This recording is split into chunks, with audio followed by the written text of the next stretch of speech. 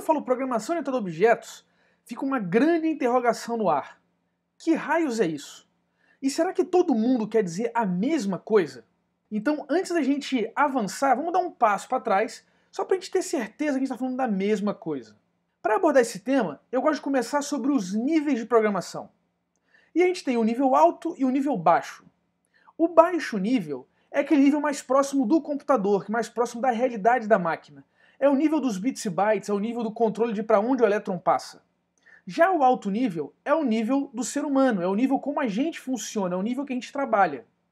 E existe uma diferença crucial, uma distância enorme, a forma como o computador trabalha e a forma como o ser humano pensa. No baixo nível, o computador trabalha com zeros e uns. E esses zeros e uns, esses bits e bytes, são apenas dados. Já o ser humano trabalha no nível mais alto, trabalha no nível simbólico, o nível das palavras, dos conceitos, das ideias. A distância entre dados e símbolos é gigante, porque dado tem apenas valor e símbolos têm significado. Então, quando o ser humano tenta programar em baixo nível, isso não é muito natural e a gente precisa de extrema atenção, um esforço cognitivo enorme. A gente tem realmente que olhar o que está fazendo e verificar. É muito, muito difícil, porque pela forma como a gente funciona, a gente não tem a precisão necessária para trabalhar bem em baixo nível. Já o computador, pela sua natureza de simplesmente executar comandos, não consegue naturalmente trabalhar no nível simbólico, porque simplesmente não funciona dessa maneira. Então, para a gente poder trabalhar essa relação entre o nível baixo e o nível alto, entre o mundo dos dados e o mundo dos símbolos, a gente cria as camadas de abstrações. Tudo que existe na computação são abstrações de dados, abstrações das naturezas mais elementares da máquina. A gente vê isso em tudo quanto é lugar. E é nessas abstrações que a gente vai encontrar as linguagens e os recursos das linguagens para ajudar a gente a se expressar cada vez mais próximo do nível humano, mais próximo do nível simbólico. Então assim, em vez de eu contar, fazendo um loop, eu simplesmente peço, como no Python, for food in foods, e aí o Python já conta para mim. Eu trabalho muito mais no nível simbólico de uma sequência, ao invés de ter que ficar contando exatamente quantos passos o computador realizou. Historicamente, essas abstrações são o que a gente conhece como paradigmas de programação. Um paradigma de programação é uma forma que você consegue pensar sobre um problema. É como você organiza suas ideias, como você organiza a abordagem para a solução de uma questão. Existem vários paradigmas. O primeiro deles que surgiu foi o paradigma imperativo, que é muito natural de como o computador trabalha. O imperativo é o paradigma da ordem, do comando, onde eu estou olhando sempre qual o comando que eu quero que o computador execute. Eu quero que imprima, eu quero que carregue, eu quero que escreva, eu quero que grave. Tem um monte de comandos. No paradigma imperativo, a gente está olhando o tempo inteiro para os comandos da máquina e controlando muito próximo do metal, muito baixo nível, o que a máquina vai fazer. No começo, esse era o paradigma natural, porque no começo da computação as máquinas eram muito rústicas e a gente tinha que de fato controlar tudo que a máquina fazia. A gente fazia a gestão do estado da máquina. Com o tempo, as máquinas foram se popularizando e a gente precisou organizar um pouco melhor a nossa forma de programar. E aí surgiu o paradigma procedural. E aí com isso começam a surgir as subrotinas.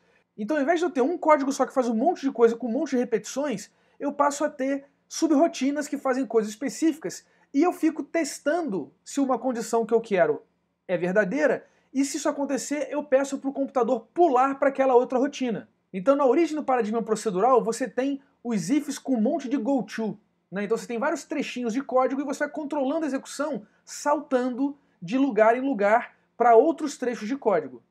Conforme os problemas foram aumentando em complexidade e os softwares foram aumentando em tamanho, a gente precisou organizar um pouco melhor isso, porque isso ainda era muito baixo nível. E aí surge o paradigma estruturado.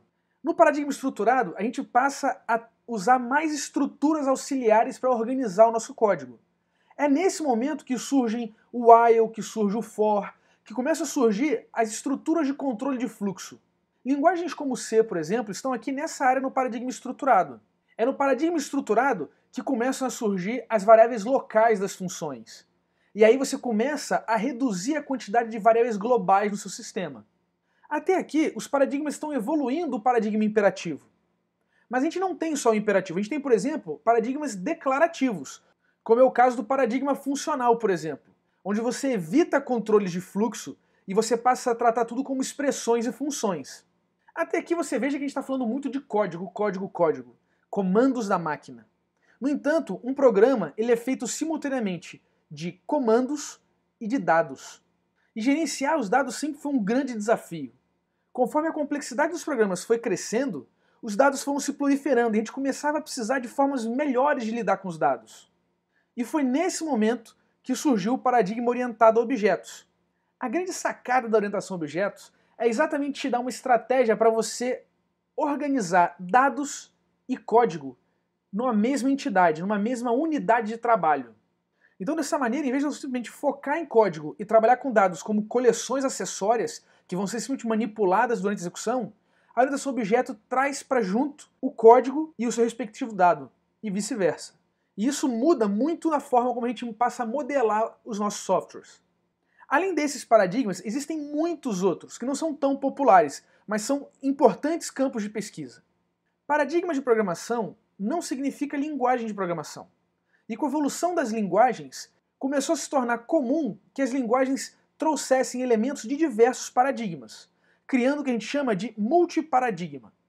Python, por exemplo, é uma linguagem multiparadigma, o que significa que você consegue expressar soluções em código Python utilizando diversas formas diferentes de pensar. Existe uma diferença essencial da orientação a objeto para os demais paradigmas, que é exatamente esse conceito do que é um objeto. Como eu mencionei, antigamente tudo era focado em dados, e o dado tem apenas valor. Se eu pego um conjunto de bits qualquer, ele pode significar qualquer coisa. É o contexto no qual eu interpreto ele que me diz o que ele significa. Não existe nele informação sobre o que ele é, somente o valor dele, que é o valor binário. Agora, quando eu falo de objetos, os objetos têm valor, identidade e tipo. E isso muda tudo. Mesmo em linguagens como C, por exemplo, que já é uma linguagem de um pouco mais alto nível do que dos paradigmas anteriores, como Assembly e tudo mais, todas as informações sobre o tipo dos dados estão no compilador, numa análise sintática do código. Não tem informação no próprio dado em si sobre ele.